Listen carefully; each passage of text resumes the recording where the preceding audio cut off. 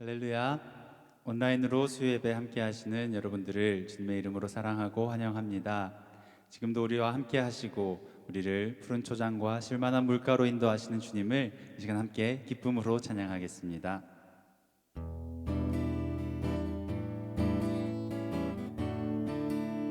선하신 목자, 선하신 목자, 날 사랑하는 분, 주 인도하는 곳 따라가리.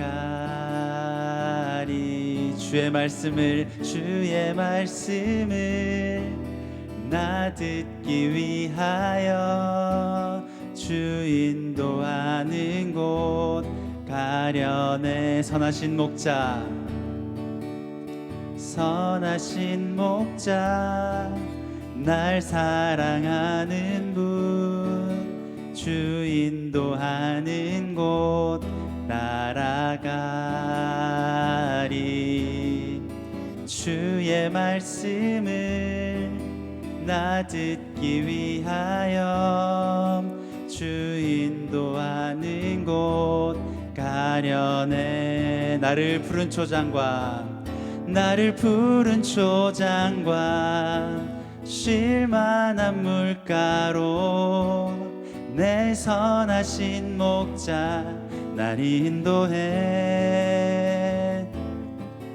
험한 산과 골짜기로 내가 다닐지라도 내 선하신 목자 날 인도해. 한 번 더 찬양합니다. 선하신 목자, 선하신 목자, 날 사랑하는 분, 주 인도하는 곳 따라가리.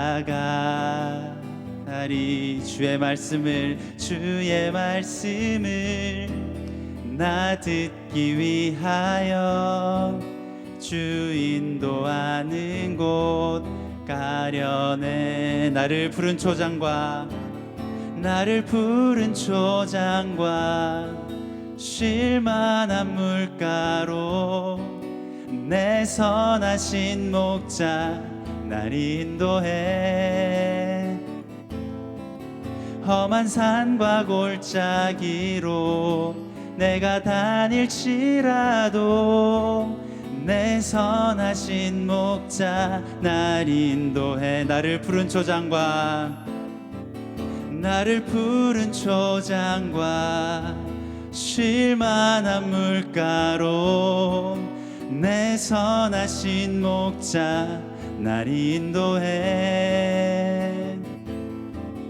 험한 산과 골짜기로 내가 다닐지라도 내 선하신 목자 날 인도해. 험한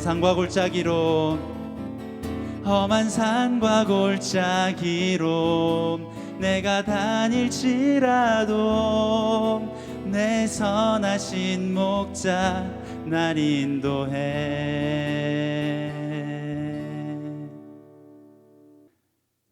아멘. 선하신 목자 되신 우리 주님께서 우리와 함께 하시기에 우리가 이 땅을 살아가며 두려움이 없고 어떠한 고난 가운데에서도 기쁨이 우리 가운데 넘치는 줄 믿습니다. 주님께서 우리와 함께 하시기에 우리가 이 땅 가운데서 주 예수 그리스도의 사랑을 나누는 자들로, 주 예수 그리스도의 빛을 이 땅 가운데 온전히 선포하는 자들로 서기를 소망하며 우리 시간 함께 성도의 노래로 찬양하겠습니다.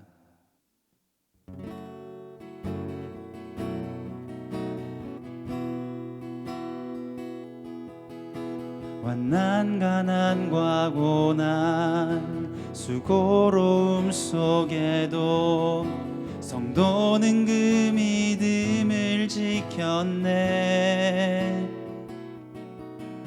주를 섬기는 일에 자신을 다 드리며 진리의 말씀과 성령으로 그 길을 걸었네. 환난 가난과 고난 수고로움 속에도 성도는 그 믿음을 지켰네. 주를 섬기는 일에 자신을 다 드리며 진리의 말씀과 성령으로 그 길을 걸었네. 그리스도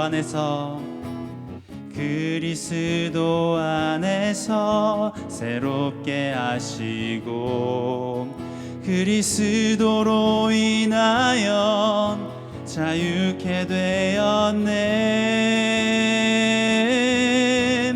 우리는 무명하나 유명한 자요, 죽음의 위기 속에도 참 생명 가졌고 근심하나 기뻐하며 가난하나 다른 이를 부욕해 하는 자로다. 다시 한번 찬양합니다. 환난 가난과 고난 수고로움 속에도 성도는 그 믿음을 지켰네. 주를 섬기는 일에 자신을 다 드리며 진리의 말씀과 성령으로 그 길을 걸었네. 그리스도 안에서 새롭게 하시고 그리스도로 인하여 자유케 되었네. 우리는 무명하나 유명한 자요, 죽음의 위기 속에도 참 생명 가졌고 근심하나 기뻐하며 가난하나 다른 이를 부욕해 하는 자로다. 우리는 무명하나 유명한 자요, 죽음의 위기 속에도 참 생명 가졌고 근심하나 기뻐하며 가난하나 다른 이를 부욕해 하는 자로다. 우리는 무명하나 유명한 자요, 죽음의 위기 속에도 참 생명 가졌고 근심하나 기뻐하며 가난하나 다른 이를 부욕해 하는 자로다. 근심하나 기뻐하며 가난하나 다른 이를 부욕해 하는 자로다. 모든 것 가진 자로다. 모든 것 가진 자로다.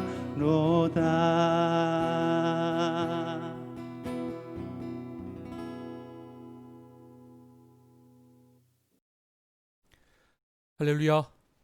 행복한 수요일 저녁입니다. 오늘도 함께 말씀 나누며 하나님의 은혜 안으로 들어갑니다. 우리에게 주시는 하나님의 말씀은 시편 86편 16절입니다. 함께 봉독합니다. 내게로 돌이키사 내게 은혜를 베푸소서. 주의 종에게 힘을 주시고 주의 여종의 아들을 구원하소서. 아멘. 오늘 복 있는 사람 그리고 어머니라는 제목의 말씀으로 은혜 나누겠습니다. 우리는 성경 통독을 하며 시편 말씀을 묵상하고 있습니다. 150개의 시를 5권의 책으로 분류해서 지금처럼 모아진 것이 시편이지요. 그중에 지난주에 우리는 1권에서도 또 전체의 서시 역할을 하는 1편과 2편의 말씀을 함께 살펴봤습니다. 시편 1편과 2편은 복 있는 사람이 어떤 사람인지를 이야기하는데, 사실 1편에서 41편, 즉 1권 자체가 복 있는 사람에 관한 말씀입니다. 시편 1편입니다. 복 있는 사람은 오직 여호와의 율법을 즐거워하여 그의 율법을 주야로 묵상하는도다. 2편에서 복 있는 사람은 어떤 사람이었습니까? 그의 아들에게 입맞추라. 여호와께 피하는 모든 사람은 다 복이 있도다. 아멘. 그리고 1권의 마지막 41편도 복 있는 사람에 관한 말씀입니다. 함께 읽어보겠습니다. 가난한 자를 보살피는 자에게 복이 있음이여 재앙의 날에 여호와께서 그를 건지시리로다. 이렇게 시편 1권은 전체가 즉 복 있는 사람은 누구냐에 관한 말씀입니다. 1편에서는 복 있는 사람이 율법을 주야로 묵상하는 사람이라 하였지요. 이 사람이 바로 시편 1권의 전체 대부분의 시를 지은 다윗입니다. 다윗이 환난 중에 말씀을 주야로 묵상하고 기도하고 찬양하는 사람이었지요. 두 번째로 2편에서 그리스도에게 순종하는 사람이 복 있는 사람이라 하였습니다. 다윗이 그렇습니다. 그의 말씀 묵상과 기도는 성령께서 인도해 주셔서 메시아 예언시가 되는 것을 우리가 알 수 있습니다. 세 번째로 41편에서 복 있는 사람을 가난한 자를 보살피는 사람이라 이야기하고 있습니다. 다윗이 그런 사람이었습니다. 그도 힘든 상황에서 그에게 환난당한 자, 빚진 자, 억울한 자들이 아둘람굴에 있을 때 찾아왔죠. 그 400명을 모두 거두어 드리는 것을 볼 수 있습니다. 이렇게 시편 1권 1편부터 41편 전체를 복 있는 사람의 관점에서 보면 그 사람이 바로 다윗임을 알 수 있습니다. 그래서 1권에서는 대부분 다윗의 시로 1권을 채우게 되었던 것이지요.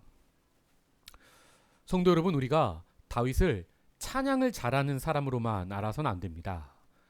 그의 기도, 그의 묵상, 그의 찬양은 어떤 상황에서 나온 것들입니까? 시편 22편 1절의 말씀입니다. 내 하나님이여, 내 하나님이여, 어찌 나를 버리셨나이까? 어찌 나를 멀리하여 돕지 아니하시오며 내 신음소리를 듣지 아니하시나이까? 다윗은 마치 자신이 하나님께 버림받은 것 같은 상황 속에서도 복 있는 사람처럼 말씀을 주야로 묵상했고 그리스도를 사모했고 가난한 자를 보살피는 사람이었다, 이 말입니다. 그래서 그는 이렇게 하나님이 계시지 않는 것 같은, 하나님이 자신을 버린 것 같은 상황 속에서도 무엇라 고백이 나오게 됩니까? 22편 3절의 말씀입니다. 이스라엘의 찬송 중에 계시는 주여, 주는 거룩하시니이다.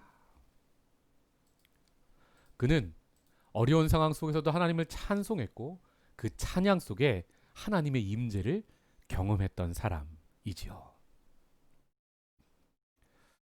다윗은 이렇게 사망의 음침한 골짜기 속에서도 바로 하나님께서 자신을 푸른 초장, 쉴만한 물가로 인도하심을 믿고 말씀을 주야로 묵상했으며 그리스도를 기다리며 찬양했고 가난한 자를 섬기며 찬양하는 사람이었습니다.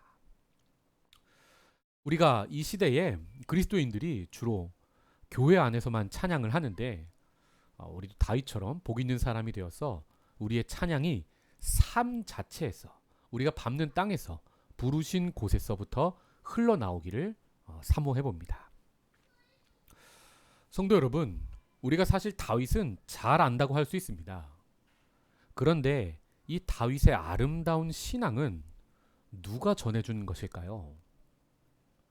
그에게 영향을 준 사람들을 우리는 성경에서 볼 수 있습니다.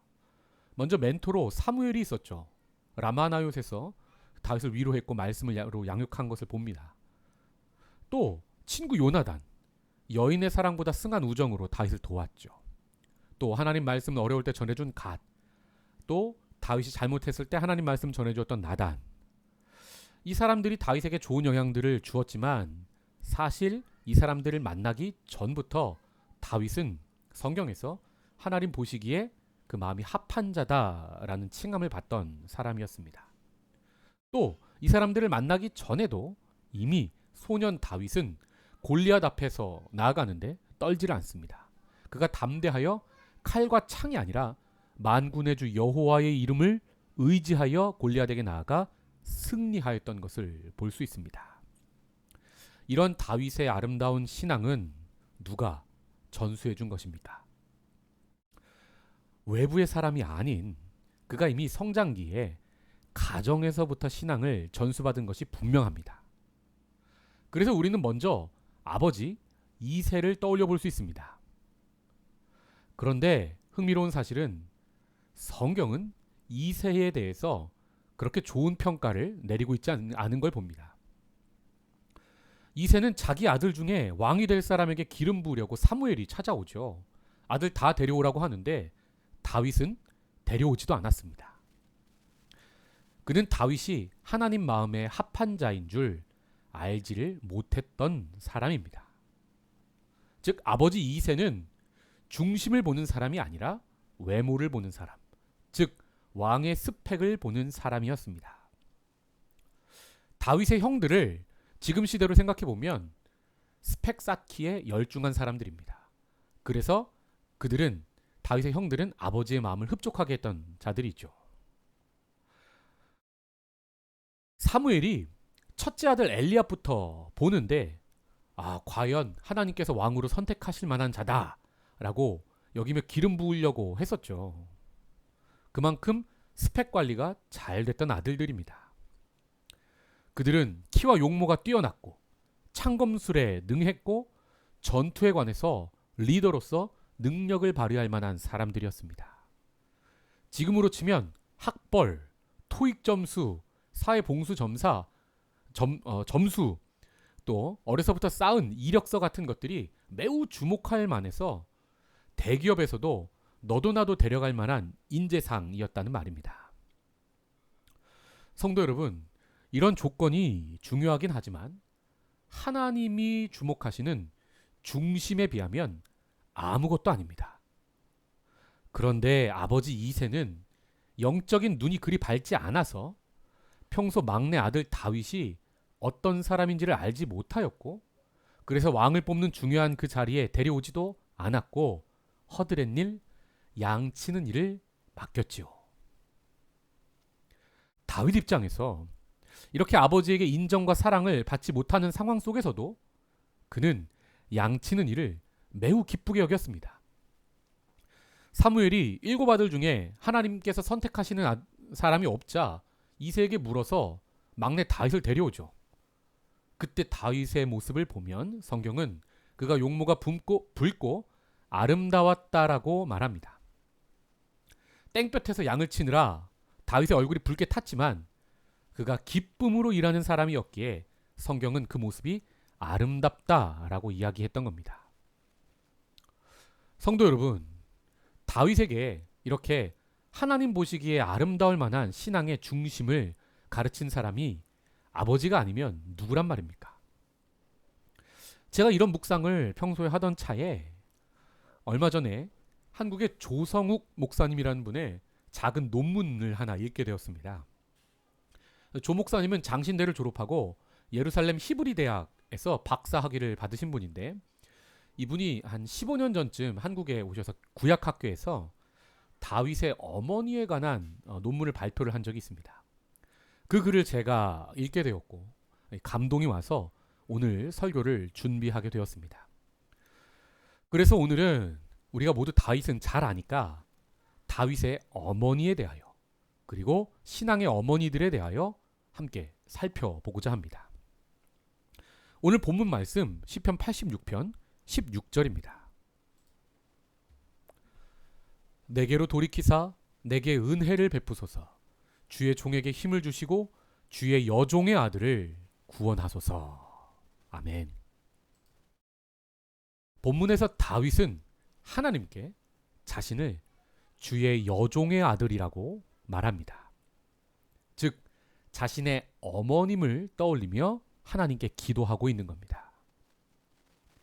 성경을 보면 다윗이 자신의 아버지를 떠올리며 하는 기도는 없습니다. 이것을 보면 다윗이 아버지로부터 인정과 사랑은 받지 못하였지만 어머니의 사랑을 많이 받고 더 나아가 어머니로부터 하나님 경외를 배웠던 것을 우리가 짐작해 볼 수 있는 대목입니다. 제가 한 달 전쯤에 아침 기도회 시간에 신앙이 가정에서부터 전수된다는 말씀을 드렸던 것을 기억하십니까? 신앙이 자녀에게 전달되는데 먼저 가정에서 중요한 것이 아버지의 역할입니다. 그래서 세계에서도 유명했던 무신론자들을 보면 니체, 프로이트, 까미, 러셀, 샤르트르 이런 무신론자들은 이 사람들의 공통점이 바로 아버지와의 관계가 무척이나 좋지 못했던 사람들입니다. 뉴욕대학교 심리학 교수였던 폴 비치가 연구한 바에 따르면 하나님의 존재를 인정하지 못하는 무신론자들은 대부분 어려서 일찍 아버지를 여의었거나 혹은 아버지와 관계가 정상적이지 않았다라고 말합니다. 그래서 폴 비치는 논문에서 결론이 자녀들에게 건강한 아버지가 없으면 하나님 아버지도 그들에게 없다고까지 말하게 되었습니다.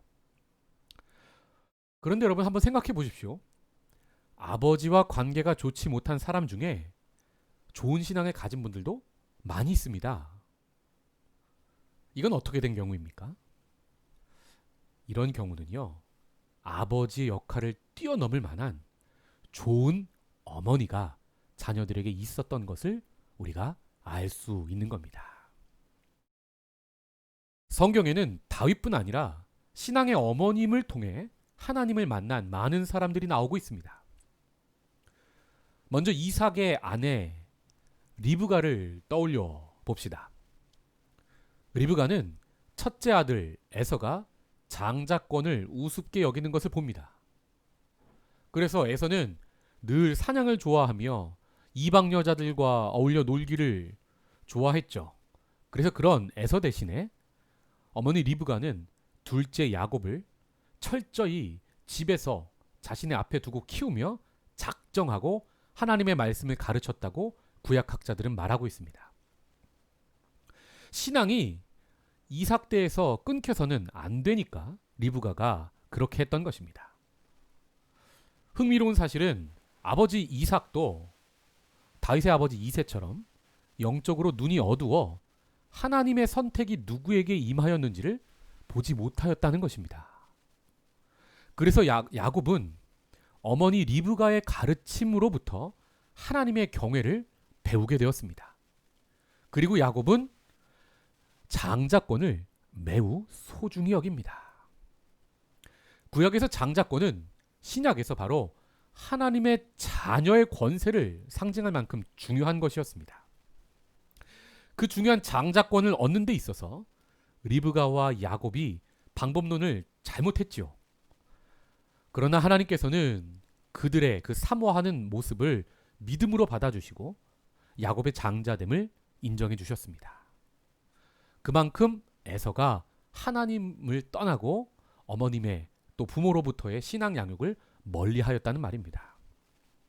물론 20년의 험악한 세월 연단을 통해서 야곱을 바른 신앙인으로 변화시켜서 그를 사용하셨지요. 또 생각해보면 모세의 어머니 요게벳을 떠올릴 수 있습니다. 아들을 죽일 수밖에 없는 상황 속에서 그녀가 목숨을 걸고 아들을 지키다 하나님께 모세를 맡기고 갈대 상자에 담아 나일강에 띄웠습니다. 그리고 바로의 딸이 모세를 구해 아들 삼았을 때 그 궁전에 유모로 들어가서 모세에게 젖을 먹이며 모세를 믿음의 자녀로 키웠습니다. 그래서 모세는 애굽에서 왕궁에서 왕자로 사는 것보다 하나님의 백성으로서 고난받는 것을 더 기뻐하는 사람으로 자라날 수 있었습니다. 또 사무엘의 어머니 한나는 어떻습니까? 그녀가 살던 세상은 각자 자기가 하나님이 되어 자기 삶과 자기 자녀에만 집중하는 이기적인 사사시대였습니다. 그런 시대에서 자신은 아들이 없는 그 사회에서 가장 작은 자였는데도 그녀가 기도하다 하나님께서도 아들 같은 사역자가 끊어져서 애통해하고 계신다는 사실을 깨닫습니다. 그래서 자신에게 아직 있지도 않은 아들을 하나님이 사용하시도록 드리겠다는 고백을 서원을 하였지요. 그래서 한나는 아들을 얻어 사무엘을 하나님이 키우시는 아들로 드릴 수 있었고, 그래서 사무엘은 어려서부터 하나님께서 사용하시는 아들 같은 사역자가 될 수 있었습니다. 사무엘은 어머니처럼 성전에서 기도할 줄 아는 아이로 자랍니다. 그래서 그는 어려서부터 성전에서 그 당시 끊어졌던 하나님의 음성을 듣습니다. 하나님의 레마 말씀이 끊긴 그 시대에 다시 하나님의 음성을 듣고 말씀을 선포하는 말씀 사역자가 되었던 것입니다. 그래서 그는 어두운 시대를 종식시키고 하나님의 나라 다윗 왕국을 준비하는 사람으로 사용받게 됩니다. 생각해보면 여기서도 사무엘의 멘토였던 엘리도 영적으로 눈이 어두운 자였습니다. 사무엘이 말씀은 엘리에게 배웠을지 몰라도 하나님 사랑하는 마음은 그의 어머니 한나에게서 배웠음을 우리가 알 수 있는 것입니다. 또 열왕기서를 보면 악한 왕들 다음에 선한 왕이 아들이 되어서 선한 왕이 되는 것을 봅니다. 여기에는 보이지 않는 어머니의 역할이 매우 큰 것을 우리가 알 수 있습니다. 대표적으로는 선한 왕 히스기야를 꼽을 수 있습니다. 히스기야의 아버지 아하스는 자신의 첫째 아들을 우상 몰렉에게 바쳐서 죽인 악한 왕이었습니다. 그런데 그런 가정의 악한 영향 속에서도 히스기야가 하나님을 의지하는 선한 왕으로 자랄 수 있는 것은 바로 어머니의 역할이 컸습니다. 왕하 18장 2절의 말씀입니다. 히스기야가 왕이 될 때에 나이가 25세라 예루살렘에서 29년간 다스리니라. 그의 어머니의 이름은 아비오 스가랴의 딸이더라.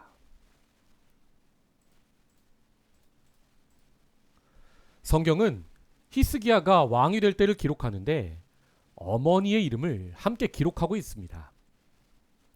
어머니의 이름이 언급되고 나서 히스기야가 한 선한 일들을 성경이 말합니다. 히스기야가 그의 조상 다윗의 모든 행위와 같이 여호와께서 보시기에 정직하게 행하여 5절 히스기야가 이스라엘 하나님 여호와를 의지하였는데 그의 전후 유다 여러 왕 중에 그러한 자가 없었으니 6절 곧 그가 여호와께 연합하여 그에게서 떠나지 아니하고 여호와께서 모세에게 명령하신 계명을 지켰더라. 성경은 히스기야가 한 선한 모든 일들이 어머니의 역할이 매우 컸음을 우리에게 알려주고 있습니다. 성도 여러분, 구약 성경이 기록될 당시의 사회는 남성 중심의 사회였습니다. 그런 상황에서도 리더들, 즉 남성들이 하나님을 만나지 못하여 사회를 어둡게 만들 때 신앙의 어머니들은 기도로 말씀으로 자녀들을 양육하여 시대를 밝히고 새로운 세상을 만들어 내었던 것입니다. 즉 하나님께서는 남성들이 보지 못하고 깨닫지 못하는 것을 여성들이 보게 하셔서 하나님의 마음을 깨닫게 하십니다. 그래서 신앙의 어머니들은 단순히 자녀의 육체만 낳아주는 것이 아닙니다. 자녀에게 신앙을 낳게 합니다. 낳아줍니다. 그리고 그 신앙을 이어받은 아들은 하나님께서 사용하셔서 새로운 시대를 창조해 내시는 겁니다. 오늘 밤의 말씀을 통해 하나님 구원 사역의 파트너로서 여성이 얼마나 귀한 존재인지 깨닫는 은혜가 있기를 축복합니다. 성경에서 믿음의 여성은 해산의 고통을 통해 자녀만 낳는 것이 아니라 이렇게 새로운 시대를 낳고 있습니다.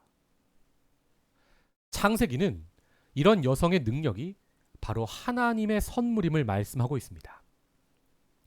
창세기를 보면 하나님께서 아담이 홀로 있는 것을 좋지 않게 보시고 여자를 만들어 주시며 돕는 배필이라 말씀하십니다. 여기서 돕다 히브리어가 에제르인데 이 단어는 하나님이 신적 권능으로 사람을 도울 때 사용하시는 단어입니다. 즉 여성이 남성에게 이 사회에 하나님의 신적 권능 같은 도움이 된다는 말입니다.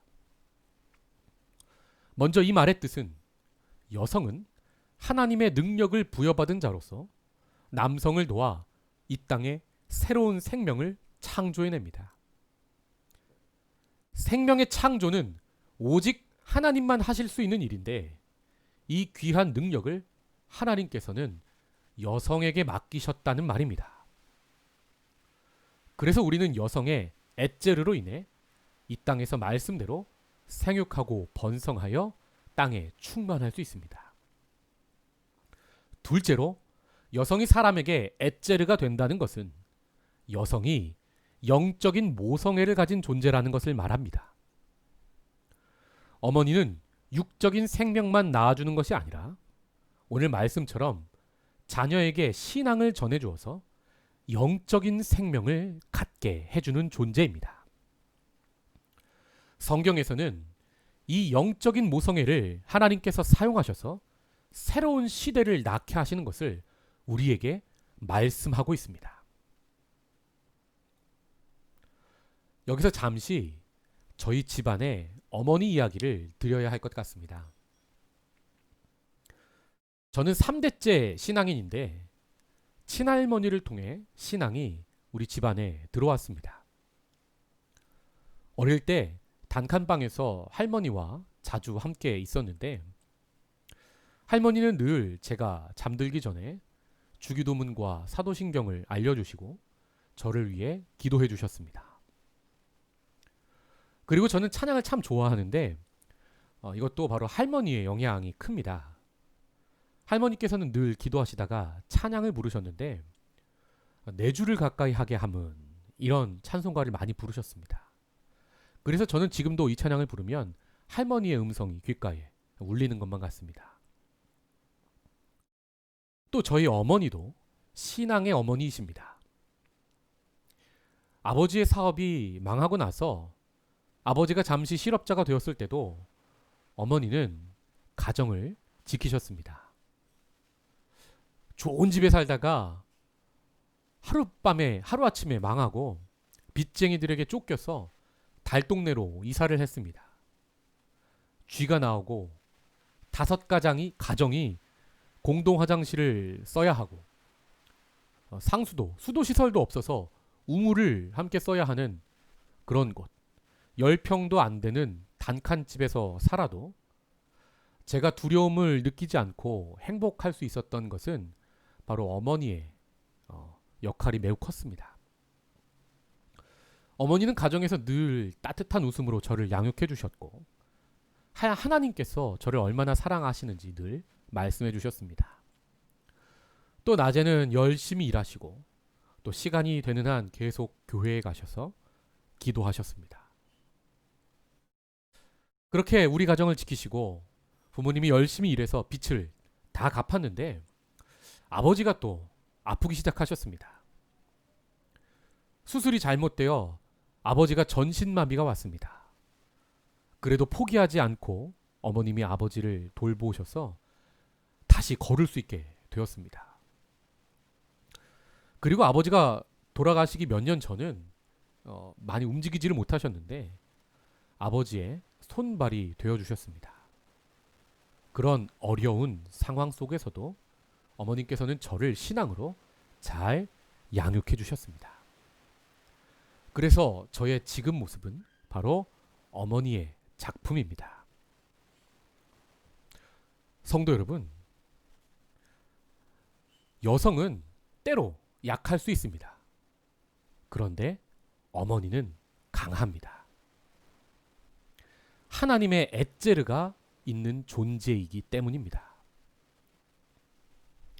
오늘 본문에 기도하는 다윗의 어머니도 마찬가지입니다. 저는 오늘 다윗의 기도를 보면서 이 다윗의 어머니가 이름도 기록되어 있지 않지만 이름 없는 영웅, 언성 히어로 같다는 묵상을 해보았습니다. 성경에는 다윗의 어머니의 이름이 기록되어 있지 않습니다. 여러 이유가 있겠지만 다만 우리가 알 수 있는 것은 아들 다윗은 어머니를 기억하며 지금 하나님께 기도하고 있다는 것입니다. 그리고 하나님께서는 이 다윗의 기도를 들으시고 사울의 손에서 다윗을 구원해 주시고 하나님의 나라를 그 땅에 세우셨지요. 성경에는 이처럼 이름이 기록되지 않은 수많은 믿음의 어머니가 존재합니다. 여러분 혹시 잠언 31장의 내용이 무엇인지 아십니까? 잠언 31장 1절의 말씀을 잠시 살펴보겠습니다. 르무엘 왕이 말씀한 바 곧 그의 어머니가 그를 훈계한 잠언이라. 내 아들아 내가 무엇을 말하랴. 내 태에서 난 아들아 내가 무엇을 말하랴. 서원대로 얻은 아들아 내가 무엇을 말하랴. 잠언 31장은 르무엘 왕의 어머니가 아들에게 했던 잔소리입니다. 그것을 아들이 기억하고 기록하였던 것입니다. 그 어머니의 이름은 기록되지 않았지만 하나님께서는 그녀의 목소리를 성경에 담아주셨습니다. 그녀는 아들에게 먼저 너는 내가 하나님께 서원하여 기도하여 낳은 아들이라 말하지요. 그리고 아들아 독한 술 너무 많이 마시지 마. 아들아 여자를 조심해. 아들아 재판할 때는 하나님의 공의로 재판해라. 그리고 아들아 나처럼 현숙한 여인을 얻어라 말합니다. 잠언 31장 10절의 말씀입니다. 누가 현숙한 여인을 찾아 얻겠느냐? 그의 값은 진주보다 더하니라. 성도 여러분, 놀랍게도 엄마가 아들에게 했던 이 잔소리는 하나님의 지혜를 말하는 잠언 말씀의 결론이 되었습니다. 잠언 1장에 여호와를 경외하는 것이 지혜의 시작이라 말씀하죠. 그리고 잠언 31장에 르무엘 왕의 엄마의 잔소리, 즉 아들아 현숙한 여인을 얻어라, 바로 이 말이 지혜의 끝이라 이 말입니다. 여기서 현숙한 여인이 바로 오늘 설교에서 나오는 모든 신앙의 어머니라 할 수 있는 것입니다.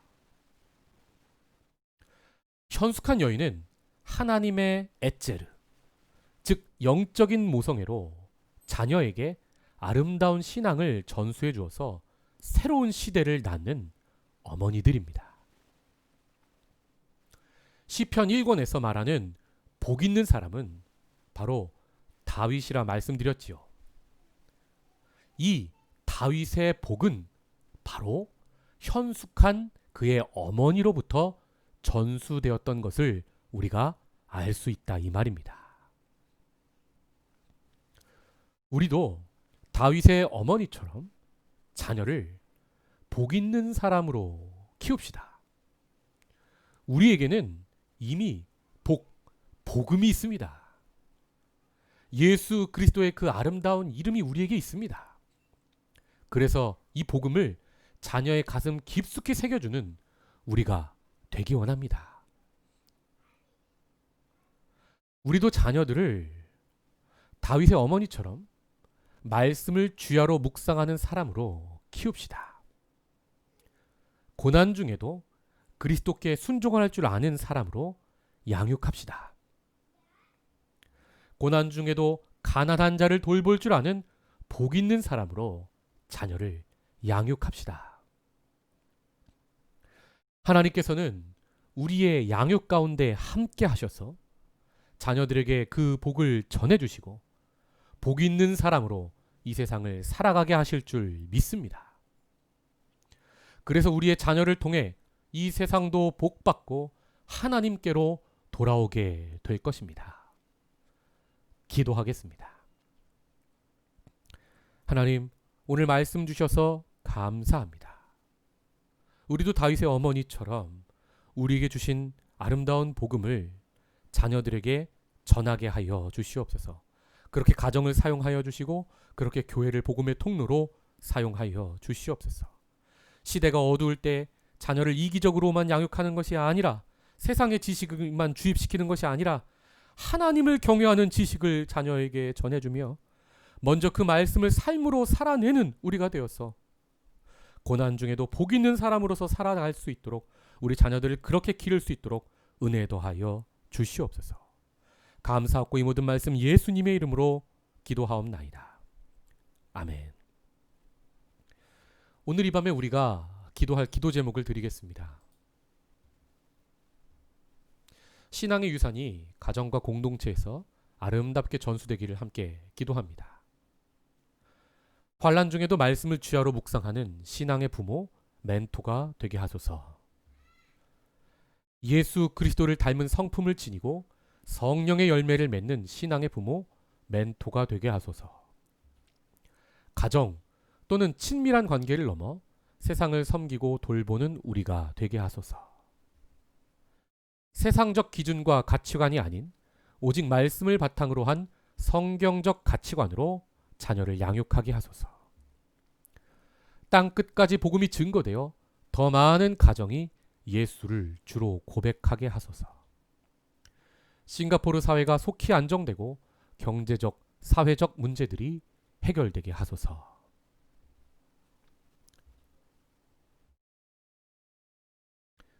먼저 함께 찬양하고 기도의 자리로 나아갑니다.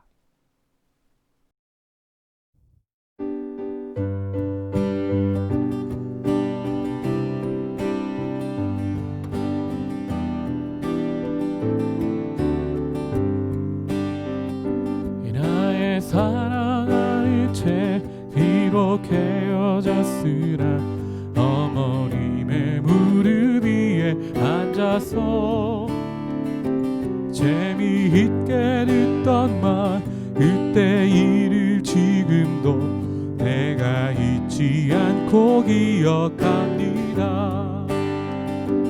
옛날 용맹스럽던 다니엘의 영혼과 유대 임금 다윗 왕의 역사와 주의 선지 엘리야 병거 타고 하늘에 올라가던 일을 기억합니다.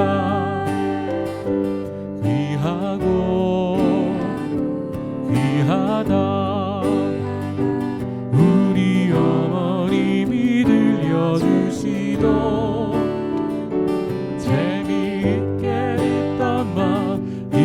중에 있으니 이 성경 심히 사랑합니다. 예수 세상 계실 때 많은 고생하시고 십자가에 달려 돌아가시니 어머님이 읽으며 눈물 많이 흘린 거 지금까지 내가 기억합니다. 귀하고 귀하다 우리 어머님이 들려주시던 재미있게 듣던 말 이 책 중에 있으니 이 성경 심히 사랑합니다. 그때 일은 지나고 나의 눈에 환하오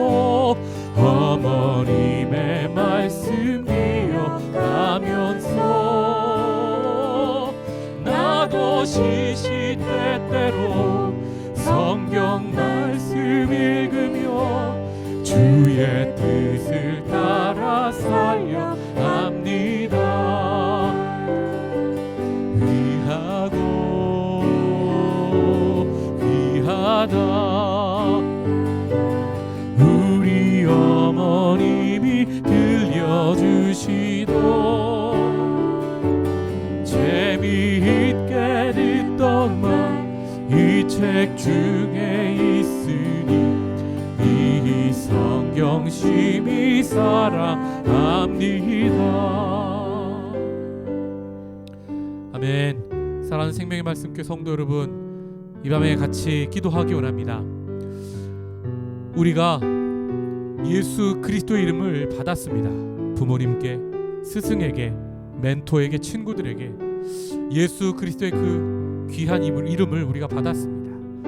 주님, 이 이름을 이제 우리가 다음 세대에 자녀들에게 전할 수 있도록 은혜 더하여 주시옵소서.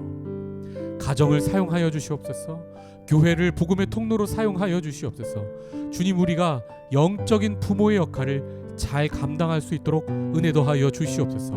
시대가 어두워져 갈 때에 이기적인 자녀로 양육하는 것이 아니라 하나님의 말씀으로 양육하여 시대를 살리고 생명을 구원하는 데 귀 쓰임받는 자녀들을 키우는 교회, 키우는 가정, 키우는 우리가 되게 하여 주시옵소서. 우리 함께 기도의 자리로 나아갑니다. 사랑의 하나님, 은혜와 사랑에 감사합니다. 하나님, 우리 귀한 복음 전해주시니 감사합니다. 예수 그리스도의 이름으로 이 박수 주시니 감사합니다. 하나님, 그 어떤 보물보다 귀한 보물을 받았는데 주님이 귀한 보물 받은 것 다음 세대에 잘 전한 우리 될 수 있도록 하나님 은혜 더하여 주시옵소서. 가정이 복음의 통로 되게 하여 주시옵소서. 교회가 복음의 통로 되게 하여 주시옵소서. 하나님,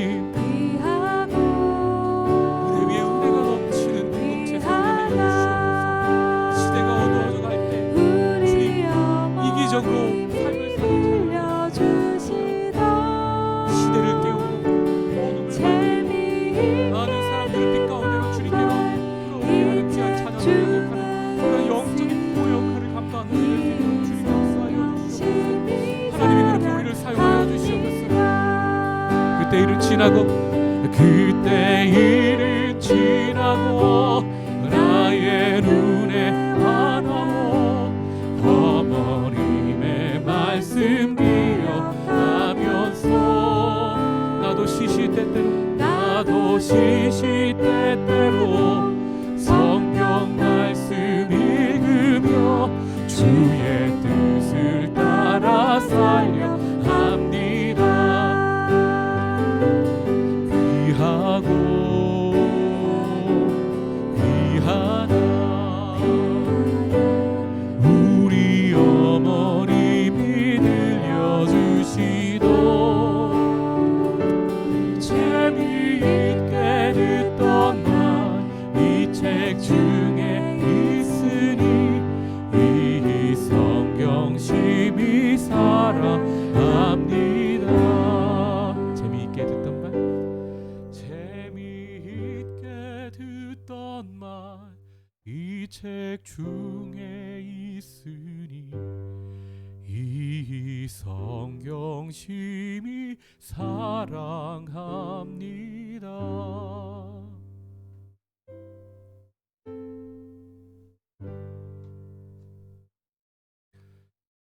이제는 우리 구주 예수 그리스도의 은혜와 하나님의 사랑과 성령의 교통하심이 받은 예수 그리스도의 이름을 복음을 잘 간직하고 이제 다 자녀에게 다음 세대에게 이 세상을 향하여 전하기로 영적인 부모 역할을 하기로 다짐하는 주의 백성들 위에 우리의 복음 전파의 자리 위에 가정 위에 교회 위에 이제로부터 영원까지 함께 하시기를 간절히 축원하옵나이다. 아멘.